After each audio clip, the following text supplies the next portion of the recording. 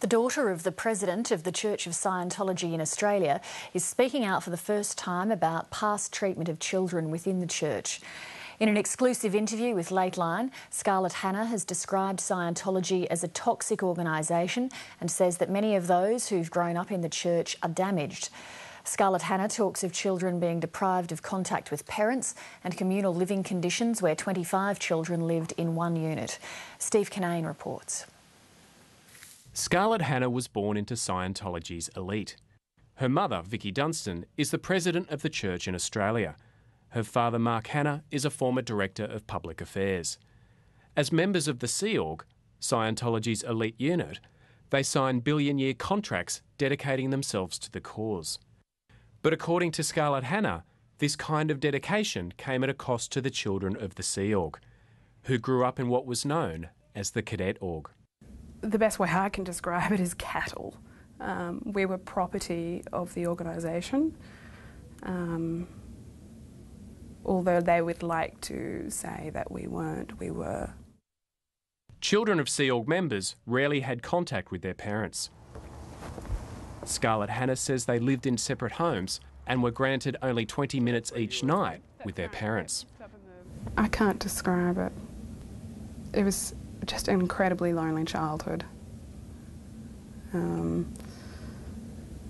I had no one to talk to or to look after me or to ask me how I was after school or, any of those things that most of us take for granted. The Cadet Org was eventually disbanded around 8 years ago, after Sea Org members were banned from having children. Until then, Cadet Org members lived in townhouses like this one. It's probably one of the most overcrowded buildings that we lived in. There's probably up to about 25 kids in this particular unit. Being looked after by one nanny? One nanny, that's right. What about children? Do you ever see them? Oh, that's right. L. Ron Hubbard didn't believe parents were good for children. Sheila Hubbard is a former executive establishment officer at the Church of Scientology in Los Angeles. At the age of 16, she signed up to the Sea Org. One of her first jobs was as a nanny. I couldn't believe it. It was wall-to-wall cribs. There were just under 30 children, and they were under my sole care. I had no training. I had never really spent much time babysitting young ones like that, and they were all under the age of 3 years old. Yeah! Sheila Hubbard says around 30 infants were crammed into a one-bedroom apartment. They never got outside. Actually, they got out once. In 8 months, they got out once, and that took 3 months to get that approved. Sorry, it's hard.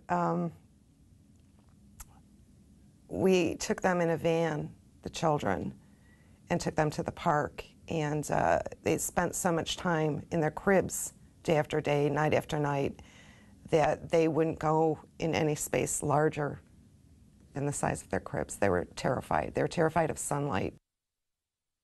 Scarlett Hanna says children growing up in the Cadet Org in Australia did not receive adequate food or medical care. She says community services visited on 2 occasions, but were deceived by the church. The furniture was dismantled by a division within the Sea organisation that deals with labour, and the kids were sent out for the day. It was appear that they were living according to crowding laws.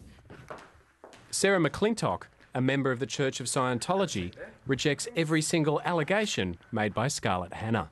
What I experienced with Scarlett is she was a very good friend of mine. I grew up with her, and what she is saying I did not experience, so I don't know where she's coming from with such things. It really doesn't make any sense to me because I grew up with her, I was there with her, and I think people are giving her things to say, personally. For Scarlett Hanna, the worst part of her time in the Cadet Org was the enforced separation from her parents. Her father, Mark Hanna, was twice sent to the US to the RPF, Scientology's rehabilitation program. According to Scarlett, her father's crime was failing to prevent a negative story about Scientology from appearing on TV. He was gone for several years, probably about two or three years. What impact did that have on you to lose your father like that for 2 to 3 years and not knowing when he would be back? Well, at the time I was living in a separate house to my mother. I wasn't seeing my mother at all at family time. She would wake me up at midnight and walk me down to her house so I could sleep with her. I lost my father. I had no one to talk to. It was very humiliating because the RPF was a place where the bad guys went. You know, if your father went to the RPF, he was seen as a criminal. Do you consider taking someone's parent away for a couple of years and putting them into a rehabilitation unit in another country to be a form of abuse? Well, I think, again, that's their personal family matter. Is it a form of abuse to do that? I don't know what to say to that, I'm sorry. Well, it's an organisation that you're speaking for here, yeah. And it's an organisation who has routinely done that to parents and their children. Is it a form of abuse? Well, I don't actually agree that it's been routinely done, and I think in that instance, in that family, you would have to speak to those, to the father and the mother as to why they lived like that, why they chose to take that action. But based on her experiences in the US, Sheila Huber says there's little choice involved. I get surrounded by 8 grown men, grown Sea Org members, 8 grown men in a circle around me, telling me I'm now going to the RPF. I can really relate to Scarlett's story, and this is something that to this day, I still have nightmares about this. And we're talking this, I was on the RPF in 1986. I still have nightmares because I felt I deserted my son.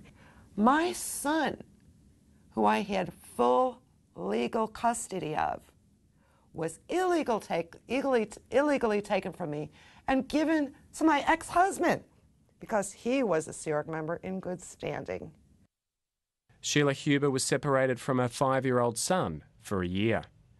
She was sent to the RPF for having sex with someone she wasn't married to. She was unmarried at the time. At the age of 13, Scarlett Hanna was kicked out of the Cadet Org and sent to live with adults from the Sea Org in this home in inner Sydney. Basically, I was living unsupervised from 9 in the morning to 12 at night to midnight. At the time I was going to a very rough school, probably one of the roughest schools in Sydney. I was being bullied and bashed. And so I just stopped attending school. My parents didn't know a thing about it at the time. I started hanging out in parks because I was so socially isolated. And this led me to being raped by a convicted murderer and running away. Despite her experiences, Scarlett doesn't blame her parents. I think they're part of the organisation, they were part of the machine. I think the church had some very toxic ways of managing its staff and their children, and I definitely blame the church as an organisation, not my parents at all. How could you know what you're doing? Scarlett Hanna has been under immense pressure not to tell her story. Her father has even threatened to sue her. Scarlett Hanna decided to speak out after seeing the Four Corners program on Scientology. I just think that the church needs to take some accountability for, what it was involved in. Maybe apologise to some of these people that have had, such traumatising experiences. Scarlett Hanna's parents declined to be interviewed for this story. Steve Kinane, Lateline. And tomorrow night on Lateline, allegations that a senior figure in the Church of Scientology coached an 11-year-old sexual abuse victim about the evidence she should give to authorities.